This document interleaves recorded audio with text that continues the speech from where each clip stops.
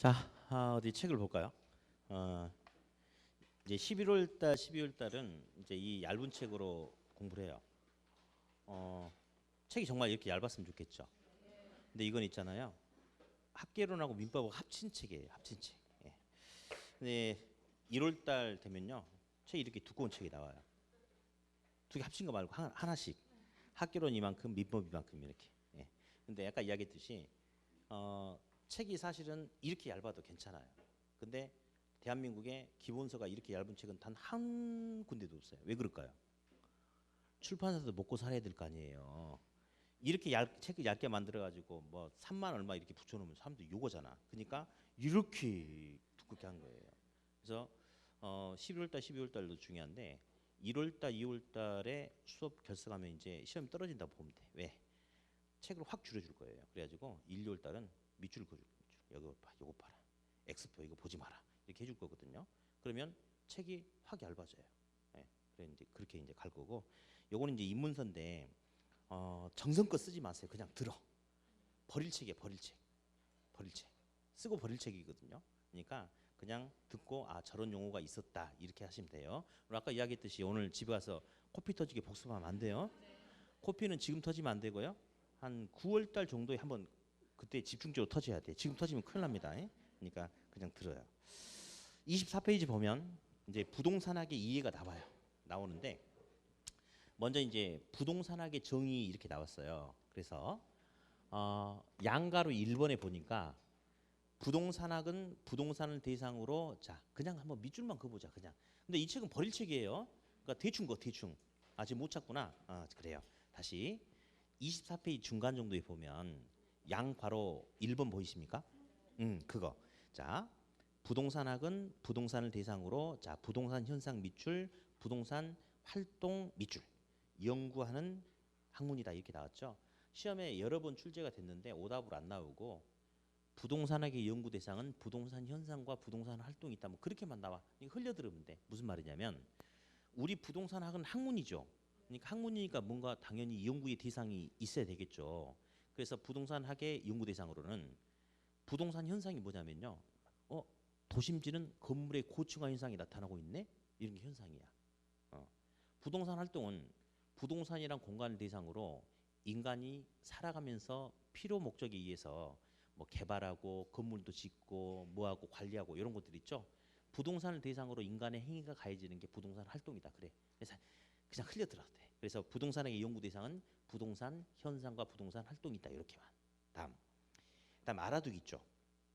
알아두기 중에 이제 첫 번째 잠깐 보니까 맨 밑에 박스 부동산 학이란 부동산 활동의 능률화의 원리 및 그 응용 기술을 개척하는 종합 응용학이다. 여기 이제 한 번씩 나와요. 근데 다른 거 볼 필요 없고 그냥 흘려 들으면 돼. 부동산 학이란 부동산 활동의 능률화 동그라미 쳐봐요. 능률화. 이 능률화는 목표죠, 목표. 부동산 활동을 능률적으로 하자 이거지. 근데 그게 중요한 게 아니고 원리 동그라미, 응용 기술 동그라미. 그래서 우리는 이제 부동산의 원리는 과학이에요, 과학. 예, 이론만 가지고 이야기하려고 하는 게 아니고 실무에 응용하려고 하는 응용과학이다라고 이야기해요. 그래서 뭐 특별한 건 없고 다시 25페이지 중간에 파란색 5번 이렇게 보십니까? 거기 볼래요? 부동산학의 학문적 성격 나왔죠? 가끔 지문 하나만 나와요. 그래서 양가로 일론 보니까 학문적 분리에 의한다면 부동산은 자 사회과학 미술 한번 그거 봐. 특별한 거 아니고 그냥 우리 인간이 살아가면서 더불어 살아가면서 경제활동을 하면서 나타나는 모습을 이야기한다. 뭐 이런 말인데 그게 중요한 게 아니고 직접 한번 써볼게요. 5번 옆에다가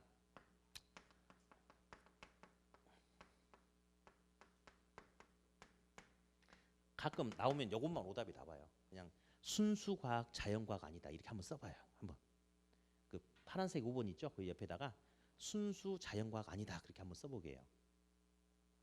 글씨 이쁘게 쓰지 말고 대충 깔겨 쓰세요. 깔겨. 써놓고 나서 나중에 보면 무슨 말인지 못 알아볼 정도로 써. 그냥 왜 버릴 책이니까. 예. 그래서 왜 겨울이 되면 추울까? 우리 책에 보니까 왜 물은 100도씨에서 끓을까? 이런 거를 알아보고 끝내려고 하는 게 아니고 우리 부동산학은 이런 어떤 순수 자연과학이 아니고 우리 인간이 살아가면서 나타나는 여러 가지 문제점을 개선하기 위한 그냥 응용과학이다 이렇게. 그래서 시험에 가끔 어쩌다 오답이 부동산학은 지구의 원리를 탐구하는 무슨 순수과학이다 자연과학이다 이런 말이 나와. 맞아 틀려? 틀렸어. 그것만. 나머지는 아무것도 볼 필요가 없어요. 이 책은 어차피 버릴 책이죠. 그러니까 저도 정성껏 어디 X 보지 마라 이런 거 안 하랍니다. 버릴 책이니까. 그래서 그냥 그런 말이 있구나 하고 넘어가면 돼. 넘기세요. 이제 26페이지 잠깐 보니까 부동산의 개념이 나오는데 이건 시험에 잘 나와. 양가로 1번 보니까 부동산의 복합 개념 있죠? 자, 복합 개념 동그라미 치세요. 동그라미 치세요. 예. 별표 치셨죠? 그럼 치지 마요. 이거 버릴 책이니까. 근데 나중에 기본서 되면요, 나오면요, 그때는 어디 밑줄 그었고 어디는 별표 3개, 2개, 1개 다 치라고 그때 알려줄 거예요. 그러니까 지금은 대충 봐. 어디 복합은 하나가 아니고 둘 이상을 복합이라고 그래요. 그래서 우리 잠깐 보면 토지가 이렇게 있어요. 토지가. 예. 토지에다가 건축 기법을 통해서 건물을 건축했다. 예. 그러면 이런 개념은 어떤 기술적 개념이다라고도 이렇게 이야기하거든요. 기술적 개념. 근데 어디 보자. 우리가 부동산을 가지고 어떤 이용하고 개발하고 등등등 할 때 단지 물리적 기술적 측면에서 문제가 없으면 무조건 건물을 건축하느냐? 아니죠. 돈이 될 건지 안 될 건지 경제적 개념도 고려가 돼야 되지 않겠어요? 그래서 여기다가 돈이 될 건지 안 될 건지 등등의 경제적 개념도 고려를 해야 돼요. 그리고 또 하나 있어요. 또 하나. 아까 우리 소유권은 절대적 소유권을 인정한다 안 한다? 안 하고 상대적 소유권만 인정하기 때문에 정부가 공공의 이익을 위해서 자꾸 규제하지 않습니까? 이렇게. 그러니까 여기다 무엇도 봐야 되냐면 행정적인 법률적인 개념도 여기서 고려를 해줘야 돼요. 그래서 우리가 부동산을 제대로 이해하기 위해서는 어느 단적인 측면만 보는 게 아니고 기술적인 개념도 경제적인 개념도 법률적인 개념 이런 모든 개념을 복합적으로 전부 다 고려해서 부동산을 볼 때 이를 갖다 뭐라 불러주냐면 복합 개념의 부동산이다라고 합니다. 중요합니다. 근데 지금 암기할 필요 없어요. 암기하기 싫어도 암기 돼요. 왜냐면요. 앞으로 계속 이런 거 나오거든요. 징그럽게 들을 거예요. 그러면 자연스럽게 머릿속에 들어올 겁니다. 그냥 읽어보자. 무슨 개념이란? 무슨 개념과? 또 법률적 개념 이런 것을 모두 고려해서 알아보려고 하는 것을 복합 개념이다라고 하고요. 이제 시험에서 서비스 문제가 한 번씩 나와요. 자, 우리 책에 이제 거기 뭐 보니까 물리적 개념이라고 나왔죠. 그 표 안에 보이죠. 그 물리적 개념이 바로 기술적 개념인데요. 부동산을 물리 기술적인 측면에서 볼 때는 부동산은 공간, 위치, 환경, 자연이다. 암기하는 건 아니에요. 근데 경제적 개념으로 본다면 부동산은 자산, 자본, 생산 요소, 소비 상품이다 이렇게 이야기를 해요. 근데 가끔 문제가 이제 한 번씩 이런 게 나와. 부동산의 복합 개념 중 물리적 개념에 해당되지 않는 것은 1번 자연, 2번 위치, 3번 자산, 4번 환경 몇 번? 3번. 이런 식으로 나와요. 그러니까 이런 거는 절대 틀리면 돼 안 돼? 절대 안 틀리죠. 아까 왜 틀리면 안 된다고 그랬어요 아까? 이거 말고도 틀릴 게 너무 많아. 그러니까 이런 거 틀리면 학교 못 하는 거예요. 아무튼 그런 게 나오고 그 중에 이제 법률적 개념이 이제 좀 더 비중이 있는데 법률적 개념 보니까 거기 보니까요. 협의의 부동산이란 게 있고 광의 부동산이란 게 있어요. 이렇게 협의는 좁은 의미, 광의는 넓은 의미인데 협의의 부동산은 우리 민법 제99조 제1항에서 부동산을 토지와 그 정착물, 토지 및 그 정착물이다라고 이렇게 이야기하거든요. 토지 및 그 정착물. 그 중에 정착물이라는 개념이 한 번씩 시험에 나옵니다. 이제 정착물은요 어떤 거냐면 어떤 의도나 목적을 가지고 토지, 건물 등에 일시적으로 부착된 게 아니고 항구적으로 영구적으로 부착돼 가지고 토지, 건물의 일부 역할을 하는 거 우리 있잖아요. 이거 형광등 틀 이거 움직이는 동산이었거든요. 근데 여기다 붙여놓고 못 쓸 때까지 쓰는 거죠. 스피커, 모니터 이런 것들이 바로 정착물이다. 이렇게. 근데 이 정착물의 개념보다는 어디 책저 하단부에 27페이지 맨 밑에 보니까 동그라미 1번에 정착물 보이시죠? 그 옆에다 직접 한번 써봅시다. 어떻게 쓰냐? 일시적 부착 X 한번 써봐요. 저 밑에 동그라미 1번 정착물에다가 일시적 부착 X 핵심 포인트가 정착물은 잠깐 붙였다가 떨어뜨린 것은 정착물이 아니에요. 항구적으로 오랫동안 붙어 있어야지 정착물이 된다라고 이야기해요. 어디? 칠판은 정착물이 아니에요? 뭐 오늘 수업 끝나면 이거 뜯어버리나? 이거 학원 없어질 때까지 붙여 있는 건데 예. 화내는 건 아니었고요. 정착물입니다. 네. 근데 제가 여기다가 A4지로 써놨어요. 여기다가 부동산 학개론 수업 시간에 졸면 용서하지 않는다라고 해가지고요. 여기다가 테이프로 붙여놨어. 얘는 정착물에 해당돼야 한대요. 오늘 부동산 학개론 수업 끝나면 뜯어버리는 거죠. 그러니까 얘는 일시적 부착이니까 정착물에 해당되지 않아요. 여기 핵심이 바로 정착물은 일시적인 부착물은 정착물이 아니고 항구적, 이용구적으로 부착돼야지 정착물이다라고 그렇게 한다는 거. 그럼 어디 우리 이 용어 한번 들어볼까요? 이런 말이 있어요. 그냥 칠판 볼게요. 임차자 정착물이란 말이 있어요. 임차자 정착물. 생긴 거는 정착물처럼 생겼지만 설치한 놈이 임차자래. 자, 무슨 말이냐? 어떤 논이 있는데 임차인이 이 논을 빌려가지고 5년 동안 임대차 계약을 했어. 농사 지려고. 근데 농기구를 보관할 창고가 없어가지고 임차자가 컨테이너 박스를 하나 사가지고 100만 원 주고 사가지고 논 한가운데다 딱 갖다 놓고 쓰고 있어요. 그러면 남들이 딱 볼 때는 이 컨테이너 박스는 마치 뭐처럼 생겼어. 정착물처럼 생겼을 거 아니에요. 근데 설치자가 누굽니까? 그럼 얘는 부동산 정착물이 해당될까 안 될까? 그렇지 안 되죠. 왜냐하면 외관상으로는 정착물처럼 생겼지만 임차자가 설치했으니까 임대차 계약 기간이 종료가 되면 임차자가 원칙적으로 뜯어가 버릴 수 있는 거 아니에요. 따라서 부동산 정착물에 해당되지 않는다라고 해. 핵심 다시 정착물은 일시적 부착이다, 영구적 부착이다, 영구적 부착이다 이렇게만. 네. 그다음 여기 뭐 하나 있는데 이건 지금 볼 필요 없어요. 자, 또 하나 넘겨볼까요?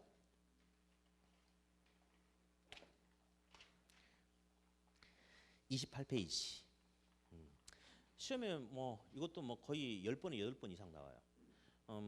나중에 이제 우리가 이번 순환 때는 철저하게 공부하는 요령이라든지 용어를 한번 들어본다든지 방향이라든지 여기다 중점을 둬야 되고 11월 달 12월 달에 열심히 공부하면 절대 안 돼요. 강의도 열심히 해주면 안 돼요. 왜냐? 지금은 우리 학생들이 받아들일 수 있는 그릇이 이것밖에 안 돼요. 이거밖에 안 돼. 근데 이제 강의하는 선생님들도 마찬가지예요. 강의를 1년 차하고 2년 차, 3년 차, 10년 차, 15년 차하고 달라.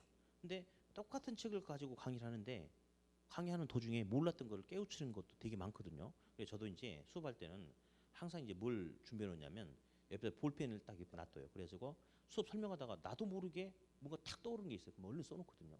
그래가지고 나중에 강의할 때 그 써먹고 그래요. 이런 것들을. 근데 우리 학생도 마찬가지야. 이 강의는 계속해서 반복해서 들어야 돼. 아니 질리도록 들어줘야 돼. 왜냐하면 처음에는 자기 그릇이 이것밖에 안 돼.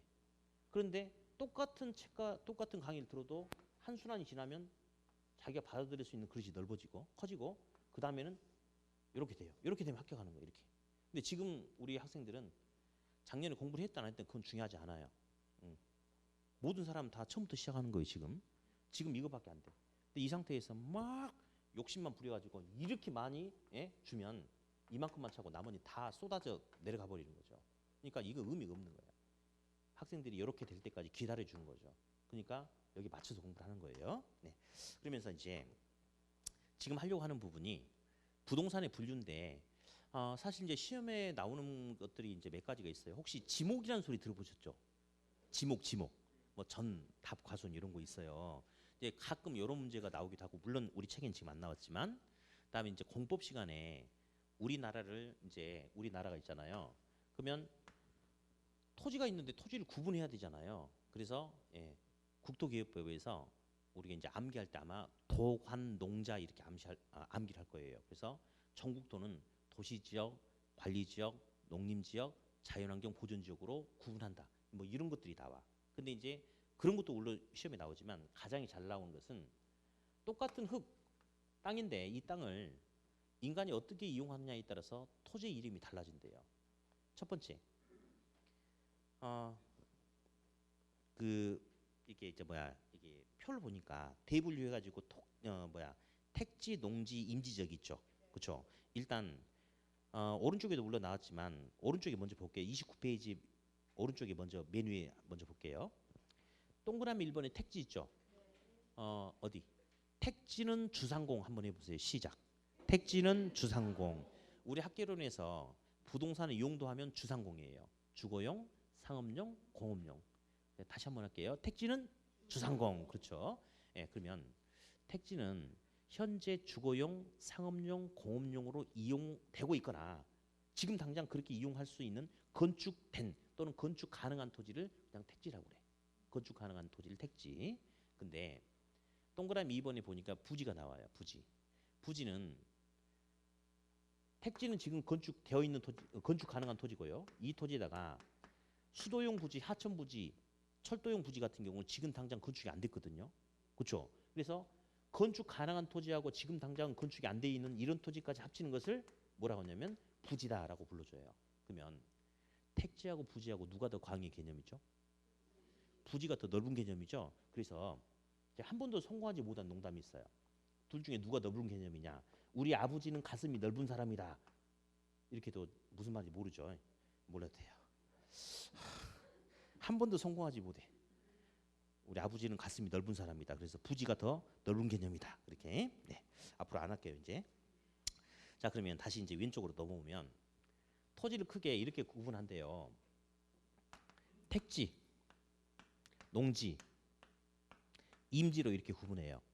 택지, 농지, 임지 이렇게. 예. 그러면 택지는 아까 그랬죠. 주, 상, 공 이렇게. 농지는 전, 답, 과수원 이렇게 구분합니다. 이렇게. 임지는 뭐 신타림, 용재림, 경재림인데 이게 무슨 말인지 몰라도 됩니다. 근데 이제 참고로 한번 보면 그 용재림이란 것은 이제 그 이런 이렇게 뭐 가구라든지 이런 책상 만드는 용으로 이렇게 나무 조림하는 그런 걸 용재림이라고 하고 뭐 이제 신탄림이란 건 지금 뭐 거의 없죠. 이제 이렇게 땔감으로 쓸 나무를 조림한대. 그러니까 이 용어 자체는 전혀 의미가 없어요. 됐고요. 자, 근데 토지는 있잖아요. 용도의 다양성이라는 용어가 있어요. 토지 용도를 바꿔 쓸 수가 있대. 바꿔서. 그러면 여기서 택지하고 주택지는 누가 더 광의 개념이죠? 택지라고 해주세요. 택지가 광의 개념이죠. 택지를 쪼개놓으면 주상공이 되는 거예요. 예. 그래서 세분류 또는 소분류라고 합니다. 자, 어디?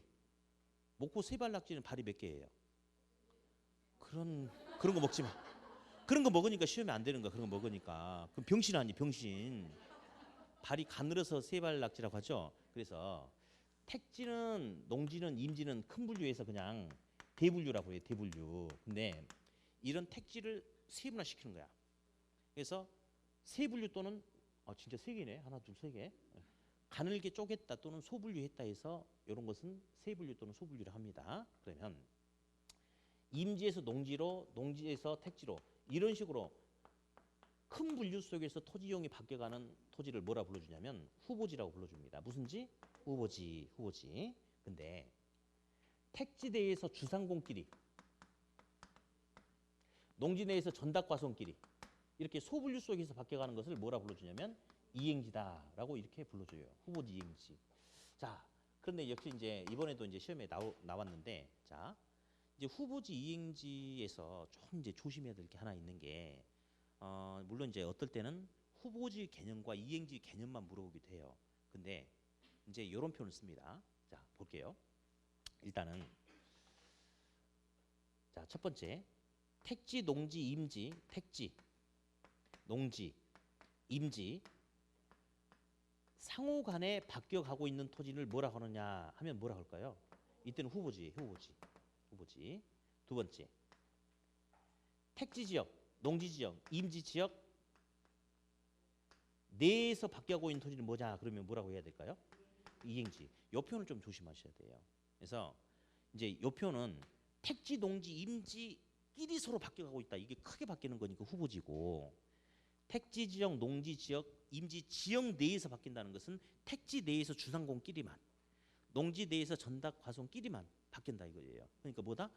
이행지다. 나중에 요 함정만 좀 여기서는 피해가면 되겠고요. 이제 하나만 더 할게요. 여기서 또 조심해야 될 게 있어요. 택지, 농지, 임지는 어떤 용도에서 어떤 용도로 바뀌어 가고 있는 과정이 있는 토지예요. 바뀌어 가고 있는 과정인 토지. 그러면 어디 한번 연습해 봐야지. 밭 전에서 주택 용지로 바뀐 토지는 후보지일까요? 이행지일까요? 아닌데. 이행지도 아닌데. 그렇지. 누구야? 그래. 집에 갈 때 맛있는 거 사 먹으세요? 아주 합격의 기운이 느껴져요. 작년에 그 자리에 앉은 학생이 합격했어요. 예. 근데 자리가 좋다고 합격하는 건 아니고요. 아무튼 그랬다 이거예요. 가서 봐.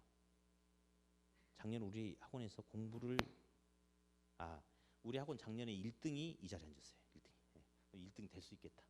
자, 볼게요. 이거는 장난치는 문제인데요. 이거 후보지 이행지 아니에요. 얘는 그냥 택지 또는 주택지라고 해야 돼요. 왜냐면요. 후보지 이행지는 어떤 용도에서 어떤 용도로 바뀌어 가고 있어야 되잖아요. 근데 저 지금 뭐라고 쓴지 아세요? 바뀐 토지예요. 이미 전이 주택지가 돼버린 거야. 그럼 얘는 후보지 이행지가 아니고 그냥 택지 이렇게. 이거 함정이죠. 예? 예. 자, 그럼 다시 바뀌어 가고 있다 하면 뭘까요? 그렇지. 이행지를 하면 안 돼요. 이행지는 이 안에서만 바뀌어야지 이행지지. 결국 이 말은 농지에서 택지로 바뀌고 가고 있다 이 말이죠. 그러니까 이행지가 아니고 뭐다? 후보지다. 이렇게. 그래서 일단 후보지 이행지 이런 개념도 시험에 제법 출제가 되고 있다. 이렇게. 다음 오른쪽에 29페이지 보면 동그라미 3번에 나지 건부지도 은근히 시험에 잘 나와요. 나지 건부지. 자, 나지란 소리를 들어보셨을까요? 만약에 공부를 처음 하신 분은 나지란 소리를 들어본 적이 없어요. 나대지를 들어봤을 거예요. 나대지란 말을 들어봤지 나지란 말을 들어보진 않았을 거예요. 나지는 감정평가상의 용어예요. 그런데 우리 시험에 나오는 나지는 뭐냐면요. 토지 위에 아무것도 없는 게 그냥 나지예요. 나지. 나대지라고 하면 안 돼요. 예, 그냥 나지. 근데 건부지는 토지 위에 건물이 붙어있는 토지를 건부지다라고 이렇게 이야기해요. 그래서 지금은 용어만 들으셔야 돼요. 용어만. 예. 나중에는 건부, 감가 이런 말이 있는데 지금 좀 헷갈려 버리면 안 돼. 나지는 토지에 아무것도 없는 거고 건부지는 건물의 부지로 제공되고 있는 토지가 건부지다. 이렇게. 네. 다음 이제 필지 획지 용어는 이제 가끔 나오는데 어디 볼게요. 이 지역 보니까 이제 지적도가 이렇게 있는데요. 도로를 기준으로 이렇게 보니까 요 밑에를 보니까요. 예. 1번, 2번, 3번, 4번 이렇게 돼 있네. 이게 도로고. 예. 그러면 필지는 하나의 지번으로 이루어진 토지의 등록 단위를 필지라고 그래요. 그럼 몇 필지가 있나요? 하나, 둘, 셋, 넷. 네 필지가 있다. 이렇게 이야기를 해요. 네 필지가. 자, 근데 여기 보니까 1번하고 2번 필지는요. 두 필지인데 여기는 상업지야. 상업지. 예. 그리고 여기는 주거 전용 지역이야. 예. 주택지. 그러면 필지 지번은 4개가 있어요. 필지는. 근데 용도는 몇 개의 용도로 구분되죠? 2개죠. 그 용도 획지예요. 2개의 획지가 있다. 이렇게. 예. 2개의 획지가. 그래서 필지는 지번, 획지는 용도 그렇게 하시면 돼요. 예. 필지, 획지. 어디 그러면 부동산의 가치를 평가할 때는 필지 개념이 중요할 것 같아요? 획지 개념이 중요할 것 같아요? 그렇지, 획지죠. 한 필지가 얼마냐 이게 중요한 게 아니고 어떤 용도로 쓰고 있기 때문에 가치가 어느 정도 되느냐 그게 훨씬 더 중요하겠죠? 그래요. 네. 동그라미 5번. 맹지, 대지가 있는데 대지는 지금 보시면 안 돼. 그 대지는 있잖아요. 건축 가능한 대자가 아니고 자루 대자인데 지금 설명하면 안 돼. 시험에 거의 출제가 안 돼요. 맹지는 시험에 잘 나와. 근데 그거 체크하지 마. 맹지 모르면 말도 안 되는 거지. 다 알죠? 그럼 넘어가지 말고. 자, 볼게요. 도로가 이렇게 있어요. 도로가 있는데 예. A 토지는 도로하고 딱 붙어 있죠. 이쁜 토지죠. 그렇죠? 근데 B 토지는 이렇게 생겼어요. 이렇게. 필지의 어떤 한 면도 도로하고 인접해 있지 못한 토지죠. 그렇죠? 이런 토지를 도로가 안 보인다. 맹인이라고 하지 않습니까? 그래서 맹지라고 그래요. 그럼 맹지는 원칙적으로 건축이 될까요, 안 될까요? 건축이 안 되겠죠? 예, 요걸 갖다가 이제 맹지라고 하는데 시험이 잘 나옵니다. 근데 이런 거는 체크하지 말고 당연히 맞춰야 되겠죠. 네. 다음 6번 포락지 선화지라는 게 있어요. 자, 어디? 여기 영산강 이렇게 영산강 강둑인데 여기에 이제 갑돌이 토지가 있었어요. 27번지 갑돌이 토지가 있는데 이게 저기 660제곱미터짜리 토지가 있었거든요. 이제 논이었는데 근데 여름에 비가 많이 와가지고 홍수가 나가지고 요만큼 예 토지가 무너져가지고 하천으로 바뀌어 볼 수도 있죠. 그럼 어디? 실제 가면 이제 이 토지 보여 안 보여? 안 보이죠? 근데 지적도상이 있어요 없어요? 있죠. 이게 포락지예요. 무너져가지고 수면 아래로 잠겨가지고 하천으로 바뀐 토지 뭐다? 포락지 이렇게만. 다음 이 고압 이게 전봇대예요. 전봇대. 전봇대 이제 어떤 고압 전선이 이렇게 있어요. 전선. 예. 요 밑에 토지가 있어요. 이 밑에 주택이 있대요. 이걸 갖다 선화지라고 그래요. 선화지. 예. 고압 전선 밑에 있는 토지 무슨 토지? 선화지. 이렇게. 네. 7번 법지 빈지가 있어요. 자, 칠판 이거 볼게요. 법지하고 빈지가 있는데 우리 시험에서는 뭘 물어보냐면요. 어떤 게 활용실익이 더 크냐 작냐 그거 물어봐. 누가 활용실익이 더 작을 것 같아? 느낌상. 그렇지. 왠지 빈티나는 용어 같으니까. 근데 그렇지 않아요. 그렇지 않아. 그렇지 않아. 먼저 법지는요. 경사면의 토지를 말해. 경사면의 토지.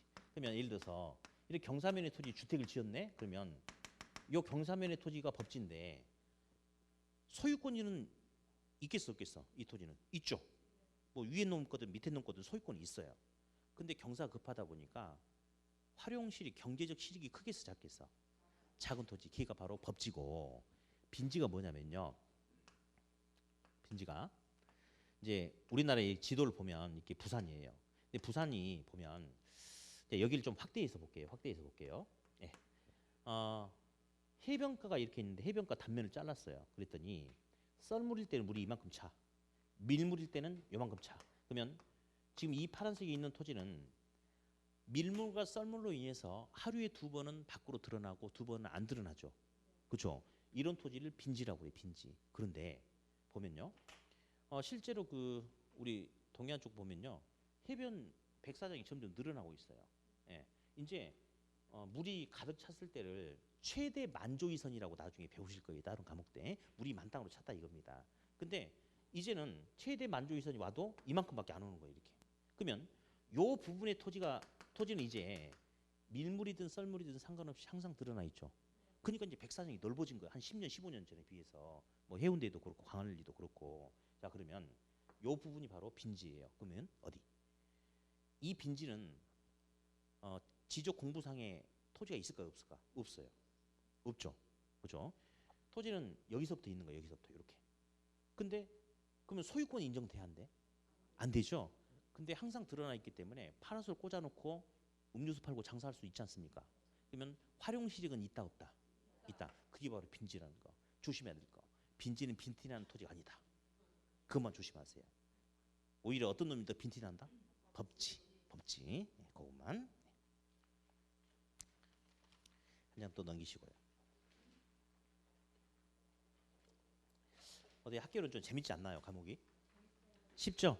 네, 나중에 하면 다 쉽진 않아요. 예, 뭐 이제 뭐 좀 어려운 것도 있고 좀 그러는데, 근데 이제 어려운 건 어려운 대로 대충 알아들을 수 있을 정도만 듣는 거고, 쉬운 것을 확실하게 잡아야 돼. 쉬운 것을 확실하게 잡으면 돼요. 이제 부동산의 특성이란 게 있어요.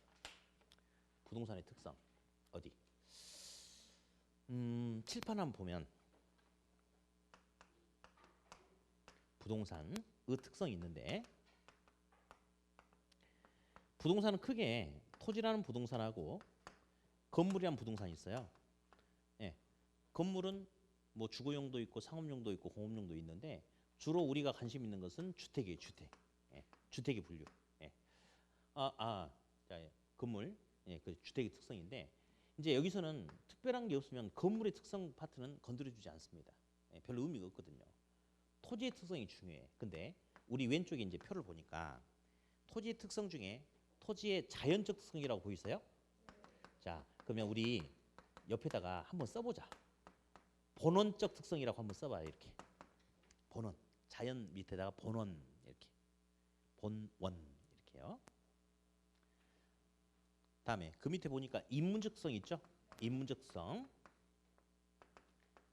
인문 밑에다가요. 경제라고 한번 써볼게요. 경제.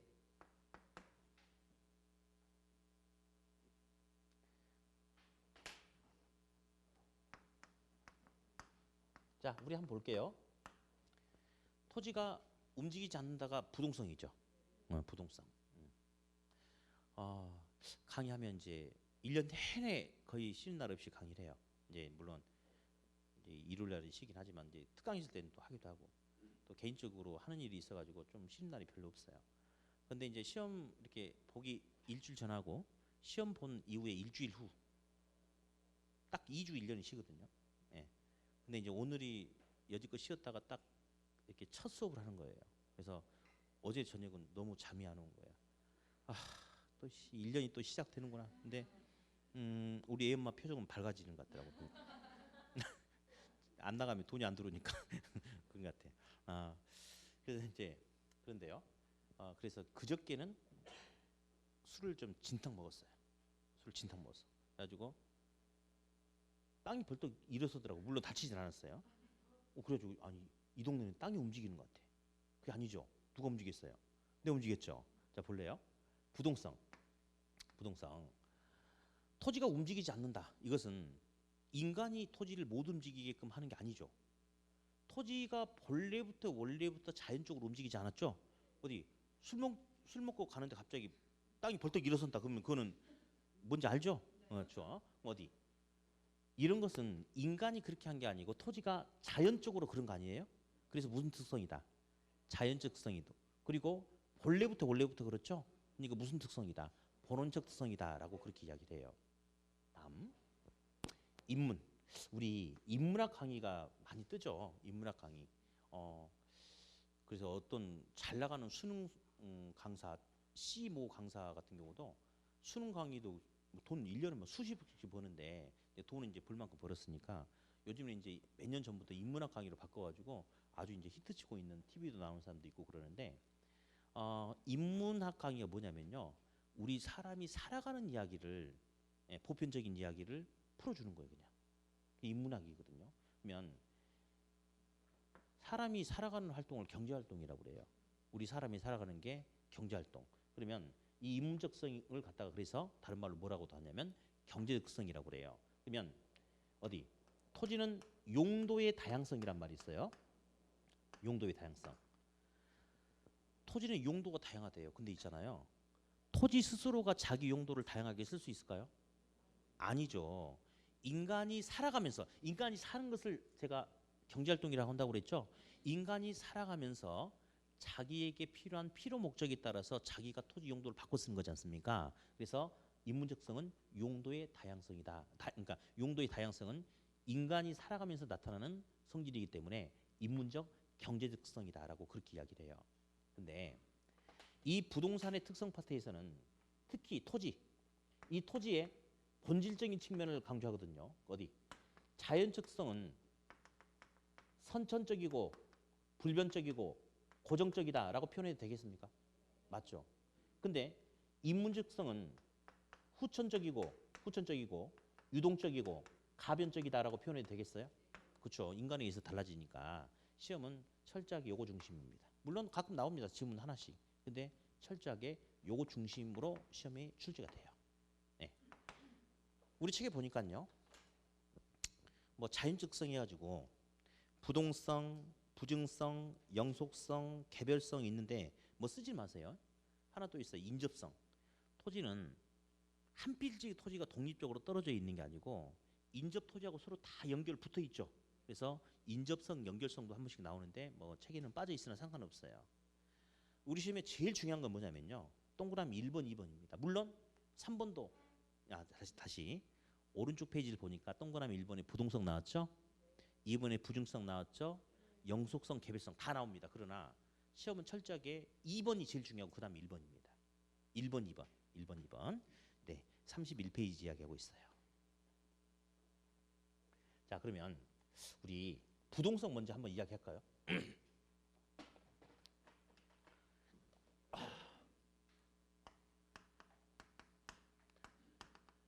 부동성은 토지가 움직이지 않는다.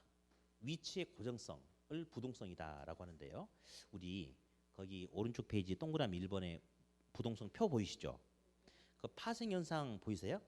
거기 그 점이 세 개가 있는데 첫 번째하고 두 번째 점 한번 체크해 볼까요?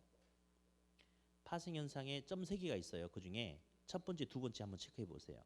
못 찾으면 가만 놔둬도 괜찮아. 어? 어차피 버릴 책인데 뭐. 근데 1, 2월 달에는 제가 아까 그랬죠. 1, 2월 달 기본서 가지고 수업할 때는 첫 번째 1, 2월 달에 제일 중요한 게 학습 방향과 함께 기본서 양을 확 줄이는 게 제일 중요한 거거든요.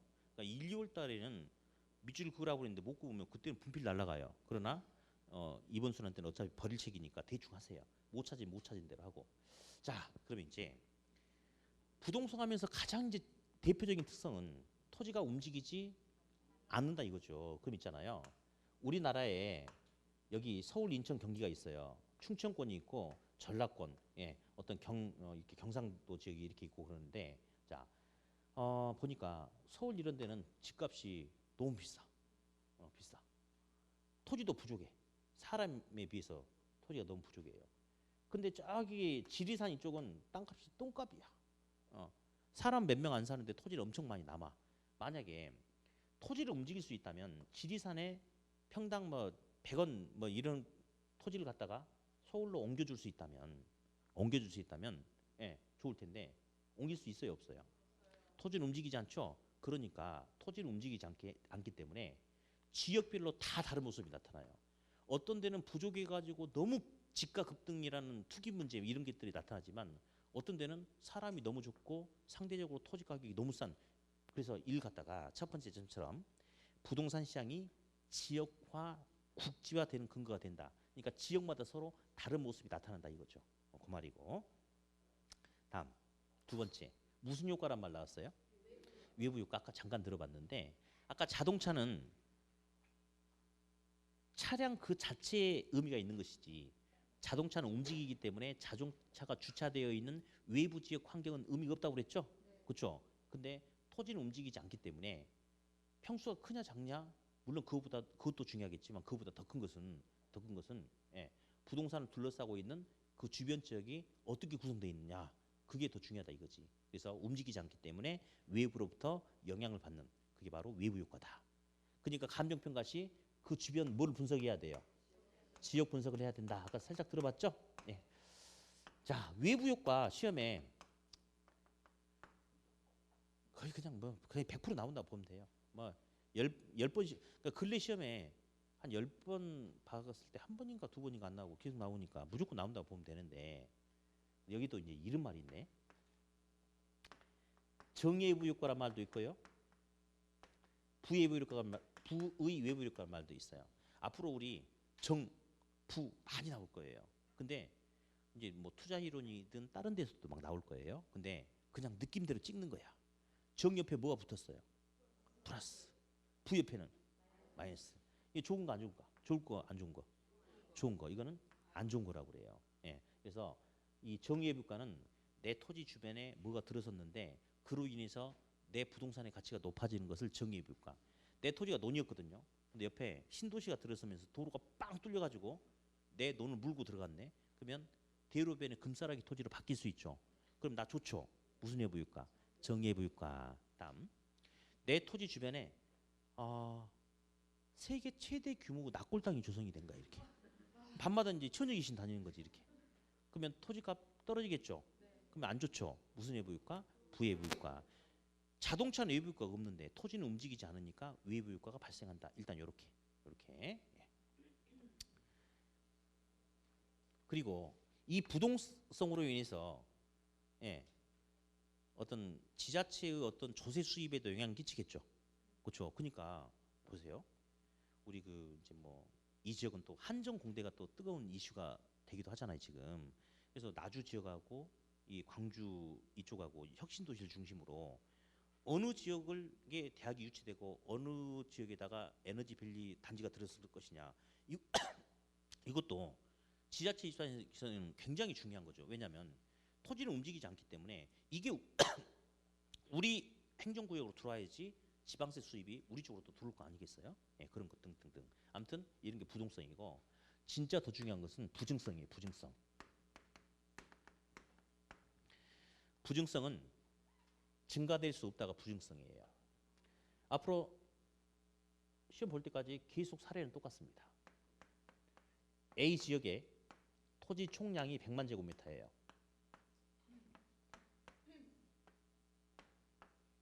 100만, 몇만 제곱미터? 앞으로 징그럽게 들 겁니다. 이 사례는 절대 바꾸지 않고 갈 거거든요. 근데 이 A 지역은 택지란 용도로 이용되고 있는 토지도 있고 농지란 용도도 임지란 용도로 이용되고 있는 토지도 있어요. 그러면 여기서 택지양이 30만 제곱미터예요. 지금 현재 농지양도 30만 제곱미터, 임야가 40만 제곱미터예요. 30, 30, 40 하니까 얼마? 100만 맞죠? 그러니까 A 지역의 토지의 총량은 100만 제곱미터 맞아요. 예. 그런데 A 지역의 주택 수요가 증가함에 따라서 아파트 값이 너무 폭등해. 그러다 보면 아파트를 지어야 되는데 땅이 부족하네. 그러면 농지에서 5만 제곱미터, 임지에서 5만 제곱미터, 즉 10만 제곱미터를 전용해서 택지로 공급할 수 있어요, 없어요? 있죠. 그렇죠. 그렇죠. 그러면 A 지역의 택지량은 40만 제곱미터로 늘어났네. 맞아요? 맞네. 맞죠? 농지량은 25만 제곱미터, 임지도 35. 자, 세 개 더해 볼게요. 얼마예요? 35 더하기 25는 60 더하기 40은 100만이네. 그래서 무슨 말하고 싶냐면 첫 번째, 맨 단골이에요. 단골. 부증성으로 인해서 A 지역의 토지의 물리적 공급은 증가할 수 있다 없다? 절대 불가합니다. 아까도 A 지역의 토지량은 100만 제곱미터일 거예요. 지금도 얼마예요? 100만 제곱미터예요. 그러니까 토지의 물리적인 양은 부증성 때문에 절대 증가할 수가 없어요. 그런데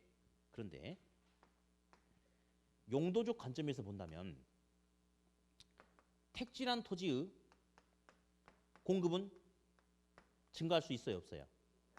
증가할 수 있어요. 맞아요. 근데 여기서 좀 조심해야 될 게 있어요. A 지역의 택지량은 분명히 늘어났습니다. 30에서 40만 제곱미터로. 그러면 선생님 그러면 산지나 임지라든지 농지를 개간해 가지고 택지 공급을 증가시킬 수 있어요? 있죠? 그럼 여기서는 A 지역은 부증성이 적용되지 않는 부증성의 예외가 나타나는 거 아닙니까? 라고 하면 안 된다 이거예요. 안 돼요. 왜냐면요. A 지역은 아까 이야기했듯이 아까도 100만 제곱미터고 지금도 100만 제곱미터죠. 절대 부증성 예외는 없어요. 단지 요걸 갖다 뭐라 불러주냐면요. 요거를 토지 이용의 전환. 예, 다른 용도를 택지로 용도를 바꾼다. 또는 개별 용도 관점에서 공급 또는 이를 갖다가 뭐라 불러주냐면요. 경제적 공급이라고 그래요. 맨날 나옵니다. 앞전 시험도 또 나올 거예요. 다시 한번 이야기할게요. 그러면 부증성으로 인해서 토지의 물리적 공급은 불가능하다. 맞죠? 하지만 용도를 바꿔서 공급하는 경제적 공급은 가능하다. 맞나요? 그렇죠. 그래서 이게 맨날 시험에 나온 게 이겁니다. 예. A 지역의 토지량은 서로 용도를 바꿔서 전환해서 이용할 수는 있다. 그러나 A 지역의 토지의 총량은 절대 변함이 있다 없다? 없다. 토지의 물리적 양은 절대 변함이 없다. 그러나 용도를 바꿔 쓰는 경제적 공급은 가능하다 불가능하다? 가능하다. 그렇게 간다는 거. 일단 이게 시험에 가장 잘 나오는 거고요. 다음. 이 부증성이 우리 학계론에서 가장 마당발이에요. 흔히 말하는 오지랖이 가장 넓다 이겁니다. 여기저기 안 끼는 데가 거의 없습니다. 예. 그러면 어디 보자. 토지는 한정되어 있는데 인간의 숫자는 자꾸 이렇게 늘어납니까? 늘어나죠. 그러면 절대적인 토지 양은 그대로지만 상대적으로 토지가 부족해지는 거죠. 그렇잖아요. 그러다 보니까 토지 수요가 늘어나다 보니 토지 가격을 앞으로 집가락할 겁니다. 집가가 상승해요, 하락해요? 집가가 상승하겠죠. 그러면 이제 이 집가가 너무 비싸다 보니 막 평당 막 5천만 원 이러 한다니까.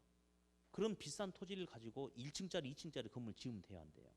안 되잖아요. 토지 가격이 비싸고 많은 수요를 충족시키기 위해서는 건물들을 빼고 가게 고층 건물도 지어야 되겠죠. 이런 표현을 갖다가 그냥 찍어봐. 집약적 이용이라고 할 것 같아요? 조방적 이용이라고 할 것 같아요? 집약적 이용이라고 그래요. 건물이 빼곡하게 고층 건물 들어서 있는 거. 그래서 집약적 너무 과밀화된 이용이 되는 거죠. 예, 과밀화된 이용. 이렇게 나타나다 보면 이제 어떤 문제가 생길 수 있냐면 투기란 문제가 생길 수도 있겠습니까? 그럴 수 있겠죠. 교통에 문제가 생길 수도 있겠죠. 환경 오염의 문제도 심각해질 수 있겠죠. 그러니까 정부가 안 되겠다 해가지고 정부가 개입합니다. 그러면서 토지에는 사회성과 공공성이 있다. 그래서 토지 공개념이라는 용어도 나와요. 자, 토지 공개념이라는 용어는 야, 너네들 말이야. 그 토지 이용할 때는 개념을 똑바로 잡으래요. 무슨 개념이냐? 토지는 아까 우리 이거 들어봤잖아요. 절대적 소유권하고 상대적 소유권 중에 어떤 권리 인정하지 않는다고 그랬죠? 절대적 권리 인정하지 않는다고 그랬어요. 자, 토지를 이용할 때는 공공의 이익이 우선이 돼야 된다. 그래서 개인의 토지를 이용한다 하더라도 공공의 이익을 해치지 않는 범위 내에서만 개인의 토지 이용이 가능하지 공공의 이익을 해쳐서는 안 된다라는 이런 논리를 통해서 정부가 시장에 개입하는 거예요. 아무튼 보세요. 근데 있잖아요. 만약에 토지가 부증성이 없다. 그럼 인간이 필요로 하는 양만큼 무한정 많이 만들어낼 수 있다면 토지 공개념 의미가 없어요. 아니 이제 이런 건 의미가 없어. 개입도 의미가. 근데 토지의 물리적인 양은 딱 정해져 있는데 인간의 수요 욕구는 자꾸 늘어나다 보니 안 되겠다 싶어가지고 개입하는 거죠. 그게 바로 부증성 때문에 그런다 이겁니다. 이거 말고도 많아요. 근데 오늘은 다 주기가 좀 그래. 왜? 우리 학생들 그릇이 이거밖에 안 되니까. 예. 그래서 아무튼 부증성, 토지의 물리적인 양은 증가될 수 없다. 그러면서 제일 중요한 것은 부증성 때문에 토지의 물리적 공급은 된다 안 된다? 안 된다. 그런데 경제적 공급은 가능하다 불가능하다? 가능하다. 그 부분이 가장 시험이 중요해요. 그래서 그 동그라미 2번 그 표에 보니까 의미 있죠. 의미에서 점 2개. 그놈이 시험의 단골 메뉴입니다. 예, 첫 번째, 토지의 물리적인 양은 절대 증가시킬 수 없다. 두 번째, 부증성은 토지의 물리적 공급이 불가능한 것을 의미하는 것이지 경제적 공급마저 불가능하다는 것을 의미하는 것은 아니다. 이렇게 아무튼 시험에 가장 잘 나오는 거고요. 그래서 1번, 2번이 시험의 메인이고 3번도 시험에 잘 나옵니다. 근데 딱딱 정해져 있어요. 3번은. 영속성이 뭐냐면요. 영원히 파괴되지 않고 존재하려는 속성이 있대요. 이제 앞으로 이런 소리 나올 거예요. 단기, 장기, 시간. 그럼 당연히 단기는 짧은 시간이죠. 장기는 충분하게 긴 시간이에요. 근데 우리가 내구재, 비내구재라고 이야기해요. 그러면 분필은 내구재일까요? 비내구재일까요? 에이씨. 봐봐. 금방 깨져버렸죠. 더 이상 쓸모가 없죠. 얘는 그래서 힘이 약하기 때문에 비내구재라고 이야기해요. 그러나 토지는 영원히 존재하죠. 건물은 반영구적으로 존재하죠. 그러다 보니까 부동산은 효용이 수명이 오랫동안 지속되는 또는 영원히 지속되는 내구재라고 이야기해요. 그러면 분필 보세요. 아까 멀쩡한 분필 제가 깨트렸잖아요. 쟤는 이제 그러니까 이 분필 같은 경우는 수명이 오래 못 가니까 장기 개념이 없어요. 이 분필을 어떻게 잘 이용 관리하면 5년 후에 10년 후에 어떻게 될까 이런 거 없습니다. 그냥 지금 당장 쓰고 버리는 거예요. 단기밖에 없어. 그러나 부동산은 단기 개념과 함께 토지는 영원히 존재하고 건물은 반영구적으로 존재하니까 장기 개념도 같이 등장하는 겁니다. 그래서 앞으로 계속 이게 나와. 그래서 있잖아요. 장기적 배려란 말이 계속 나올 거예요. 부동산은 투자하든 개발하든 관리하든 뭐하든 장기적 배려하에 형성이 된다. 이 소리가 나오거든요. 왜? 토지는 영원히 존재하니까. 그래서 제일 많이 뜨는 게 저기 파생현상 세 번째 보면 장기적인 배려란 말 보이세요? 저 맨 밑에 안 보여도 괜찮아요. 안 보여도 괜찮아. 예, 있죠. 그래서 토지는 영원히 존재하니까 장기적 배려가 요구된다. 이게 제일 잘 나오고 그 다음에 파생현상에서 첫 번째 점이 있죠. 예, 그래요. 끝날 시간이 된 것 같아요. 좀만 기다려봐. 첫 번째 점 보니까 부동산의 임대차 시장이 발달하는 근거가 된다고 그랬죠. 자 볼래요. 제가 산삼이 있어요. 산삼이 한 뿌리가 있는데 이 산삼을 우리 밖에 우리 실장님한테 맡겨놨어요. 그래가지고 실장님 빌려달라고 그러는 거야. 그래서 제가 수업 없이 빌려줬어. 그랬더니 실장님이 좀 이따 수업 끝나고 준대. 쓰고. 갔더니 없어. 어디 있냐 했더니 뱃속에 들어갔대. 그럼 꺼낼 수가 없잖아요. 그러니까 일반 제한은 없어지기 때문에 소유권을 내가 갖고 있지만 남에게 사용료 받고 빌려주기 힘든 경우가 많아. 근데 토지는 영원히 존재하죠. 그러니까 소유권을 내가 가지고 일정 기간 동안 남한테 토지 사용료 받고 빌려줄 수가 있겠죠. 무슨 시장? 임대차 시장이 발달할 수 있다. 그렇게 이야기한다는 거. 아무튼 그 정도만. 넘겨서 이제 딱 하나만 살짝 보고 집에 가죠. 다음에 이제 개별성이 나와요. 개별성. 토지는 부동산은 물리적으로 완벽하게 똑같은 부동산은 존재하지 않아요. 물론 비슷한 건 있어요. 볼래요? 도로가 이렇게 있는데 도로가 있어요. 도로 옆에 A 필지도 있고 B 필지도 있어요. 근데 공구상의 면적 보니까 여기도 300제곱미터, 여기도 300제곱미터. 면적이 똑같아요. 둘 다 지목이 똑같아요. 네, 그렇지만 똑같지 않아요. 위치가 달라요. 그렇잖아요. 그러면 도로가 이렇게 있으면 이게 중앙선이 있어요. 그러면 차가 우측 통행이에요, 좌측 통행이에요? 그런 거는 이제 집에 가서 알아보세요. 모르시는 분은 운전면허 따고 오든지 알아서 하세요. 이렇게 이동하죠. 그러면요, 어떤 토지가 더 좋을 수 있냐면 경우에 따라 여러 가지 다르겠지만 주유소 용지를 쓴다면 이게 더 좋을 수도 있고 그렇지 않겠어요? 그러니까 비슷한 토지는 존재할지언정 물리적으로 완벽하게 똑같은 토지는 존재하지 않습니다. 그래서 그 파생 현상이 두 번째 보니까요. 일물일가 법칙을 부정하게 한다 이런 말이 혹시 보이지 않나요? 은근히 나와요. 한번 밑줄 그어볼까? 일물일가 법칙이 부정한다는 것은 적용되지 않는다 이건데 일물일가 법칙이라는 것은 뭐 영어를 정확하게 알아둘 필요는 없어요. 근데 일물일가가 뭡니까? 그러면 아마 이렇게 대답하겠죠. 하나의 물건의 하나의 가격이요. 근데 사실 그렇지는 않고 이제 동일한 시점에서 동일한 시장에서 동일한 제품에 대해서는 이를 대표할 수 있는 하나의 값을 갖는다 이건데 담배 생각하면 돼요. 담배는 한 갑에 4,500원이에요. 근데 광주에서도 4,500원이고 서울에서 4,500원이고 강원도 가도 4,500원이야. 왜? 담배는 똑같은 게 있기 때문에 동일한 시점 동일한 시장에서 이를 대표할 수 있는 값이 존재할 수가 있죠. 그러나 토지는 유사한 토지가 존재할지언정 물리적으로 완벽하게 똑같은 토지는 존재할까요? 안 할까요? 안 해요. 그러니까 토지는 일물이가 법칙이 적용된다 안 된다? 안 된다라고 그렇게 이야기를 하고요. 네. 나머지는 뭐 보지 마시고. 네. 아무튼 이렇게. 36페이지 펴시고요. 이건 다음 주부터 할 거예요. 예. 이제 우리가 오늘 처음 만났는데 저는 이제 우리 학생들이 저도 이렇게 이 동네 살아요. 이 동네. 이제 혹시 이 동네 사신 분들은 가끔 보신 분 계실 거예요. 근데 제가 이제 작년에 여기 이사 왔는데 해를 거듭할수록 이렇게 마음의 부담이 좀 너무 많이 생겨요. 왜냐하면 우리 애를 데리거나 집사람하고 어디 가다 보면 이제 매번 이제 학생들은 이제 제가 여기 3년차 강의하고 있기 때문에 학생들이 계속 보는 거예요. 게다가 또 어떤 학생은 우리 애 보고 어머 반가워 하고 이제 10,000원짜리 한 장 빼주고 이렇게 줘. 5,000원짜리 주는 학생도 못 받고 10,000원짜리 주는 학생도 있고 막 그래요. 그러니까 저도 이제 같은 동네 사람이니까 우리 이제 저랑 같이 공부하는 여러분들이 합격을 많이 하셔야 돼. 그래서 만약에 어떤 학생이 시험이 떨어졌어. 근데 내가 열심히 안 해가지고 나 때문에 떨어졌다고 생각하고 있는 거야. 근데 우리 애랑 우리 와이프랑 같이 지나가는데 보면서 뒤에서 아씨 저 인간 때문에 재수없게 떨어졌어. 얘씨 이러면 진짜 내가 내 삶이 비참해지잖아요. 근데 우리 여지껏 한 번도 그런 적이 없었어. 그래서 우리 가족들하고 가는데 교수님 반갑습니다. 교수님 덕분에 뭐 개업해야지 돈 잘 벌고 있다 이 소리 들으면 왠지 이렇게 뿌듯해지고 그러지 않겠습니까? 그래서 아무튼 여러분들은 우리 동네 주민이니까 다른 학생을 다 떨어져도 여기는 다 합격해야 돼. 예. 그러기 위해서는 아까 이야기했듯이 자 우리는 합격하러 왔어요. 합격할 수 있어요. 어렵지 않거든요. 합격할 수 있거든요. 예. 대신 아까 이야기했듯이 지금은 들어. 11월 달, 12월 달은 의미 없어. 그냥 들어. 듣고 결석하지 않고 학원 나오는 습관 들이세요. 그리고 나서 이제 나중에 공부할 때는 이제 주변에서 뭐 들려오는 이야기도 있고 뭐 여러 가지 있겠지만 중요한 거는 내 의지면 합격해. 자, 우리 아까도 이야기했죠.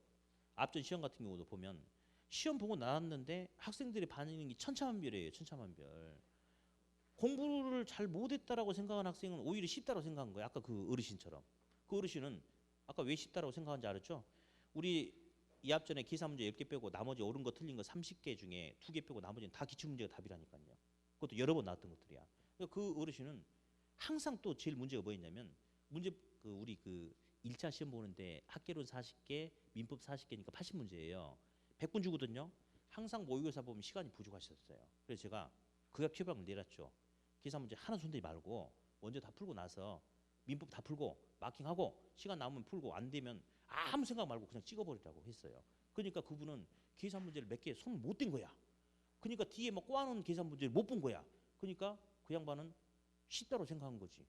그래가지고 나는 학교 못 할 줄 알았더니 학교 안 하신 분도 계세요.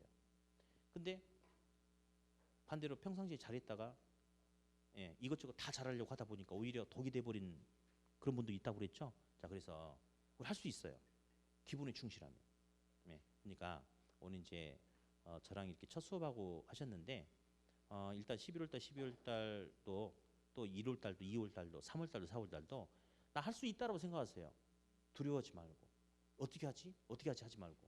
그래서 할 수 있다라는 딱 생각 딱 하나만 가지면 그리고 끝까지 가면 내년 시험 볼 때는 여기 계신 분들 다 합격할 수 있을 거예요.